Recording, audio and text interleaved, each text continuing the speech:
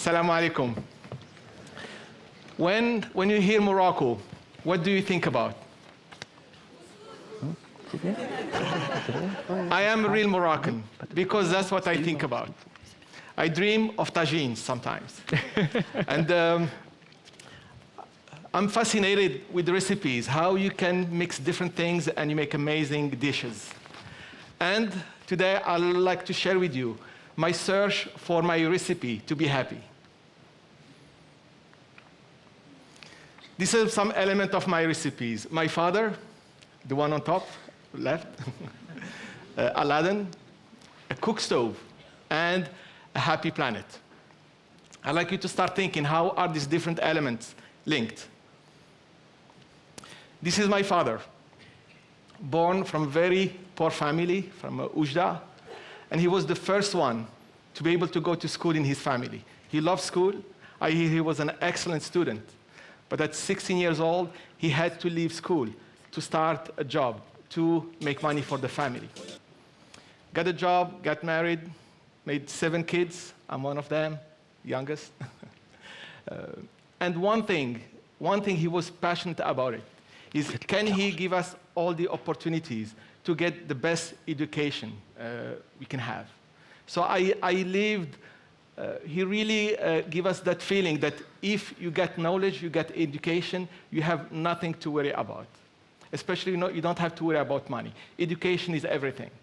I'm very proud of my education in Morocco, laureate for École Mohammedia, and then that was just the beginning. And then I landed I got the dream job in the dream city. I was living in San Francisco, and I was living with a company that we did design work for all the big ones, from Boeing, Intel, BMW. The dream job, as a designer, every day we just work on the best, most interesting problems.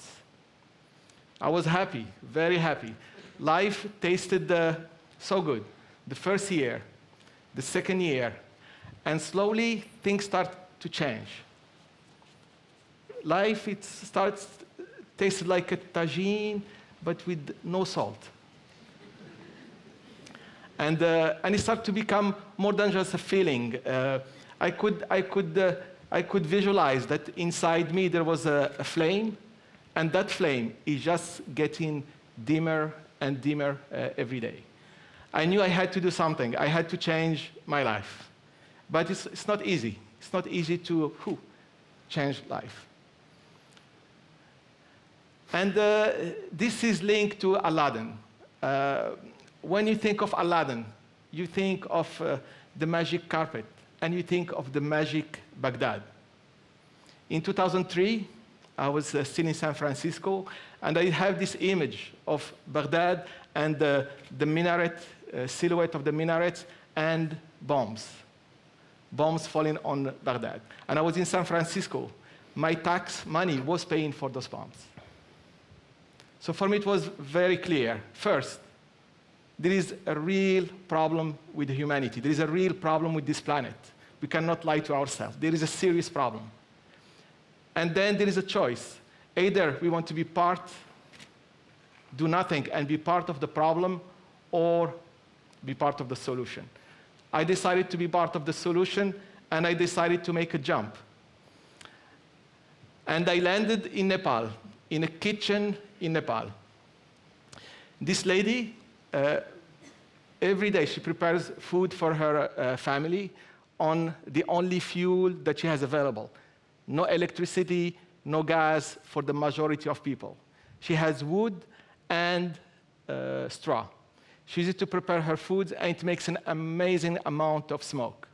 This lady and her baby, they inhale the equivalent of 20 cigarettes per day.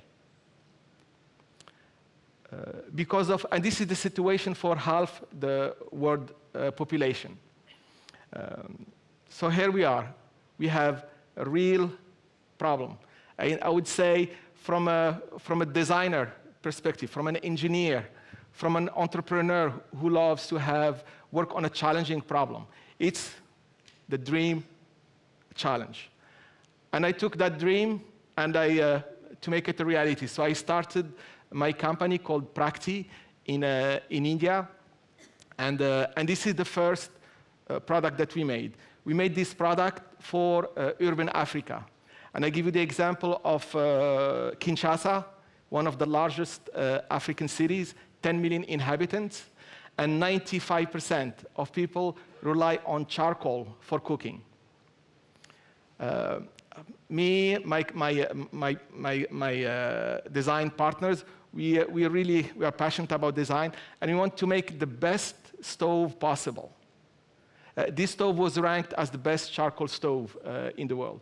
We want to make the best stove possible. We took it to Congo, and we had a challenge. We had a very tough situation. The stove retailed for $50, which is a lot of money for people.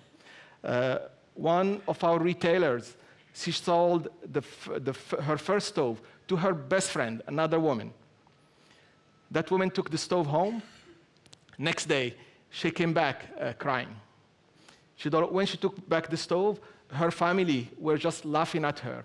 How could you spend so much money on a stove?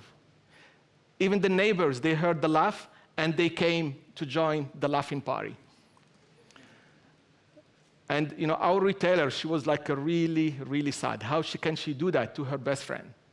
3 days later, the same woman came back with, this time, the big smile. Because during those 3 days, her family, they can see that they were spending $1 per day on charcoal, and now they're spending only 40 cents. So they're saving 60%, which means that the stove that cost them $50 over a year will save them $250 for 5 years. And suddenly, the family realize, and they congratulate her for taking the smart decision. We brought 500 stoves, our first trial in Congo. The first weeks were very slow, and suddenly it picked up. We sold out very fast within 2 months. Another local entrepreneur, he saw the opportunity. He ordered a full container from us. And this is maybe a first in the history in our industry of stoves, where we are bringing stoves without needing subsidies. It's people who are buying the stoves because they want the stoves, and they are willing to pay for the value of the stove. And this is for us one of, we like to say, me and my colleagues, that poor people already have too much cheap stuff. What poor people want is value. They want like a real product with a real value. And they want the real professionals, engineers, businessmen, marketing people, to make those products available to them. And now I take you back to Nepal. And this is one of our customers after she installed the stove. After 1 year from using the stove, she met one of our staff and asked her, what do you like most about the stoves? And we're surprised about the answer. What she likes best about the stoves is that her clothes don't smell smoke anymore. And the reason, she is a day laborer. Every day she goes to the city to get a job for the day. And before, when she's talking to her customers, they can smell smoke, which means that she is very poor, which means that she cannot negotiate. So a new product is now making her confident, and she can negotiate. And this is, for us in my company, a lesson, is that we don't make products for poor, miserable people. We make products for people who are proud, for people who aspire to better things. Now I want to show you, take you to Haiti. Haiti has a record of deforestation. 97% of the forest is gone.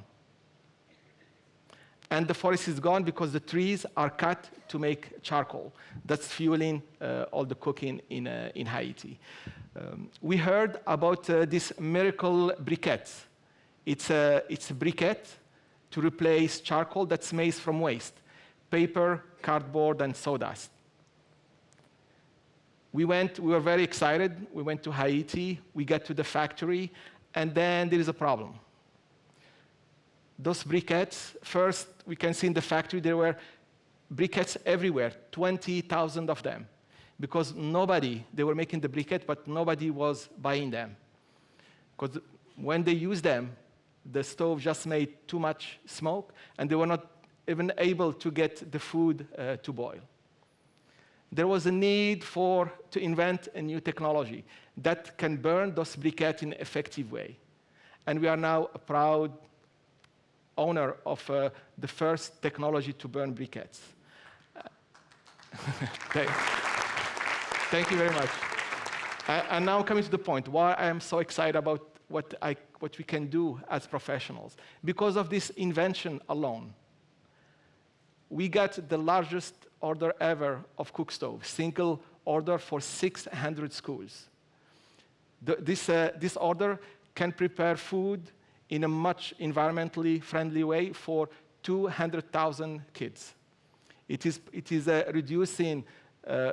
saving 20,000 trees per year, and reducing CO2 emission by 10,000 a year. This is some of my colleagues. And look at the guy in the center. His name is Jan, and he's happy. And he's not a model. He's just very, very happy.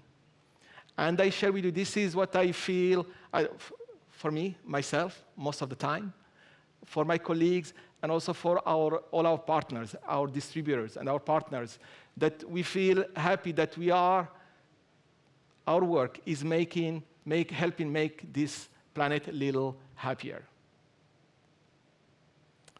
And this brings me to my last message. The recipe, the magic recipe to my happiness, at least, is first, and with my dad, is get some good knowledge and skills, and add to it a big spoon of impact, and you will have for yourself a big, happy, delicious life. Thank you very much.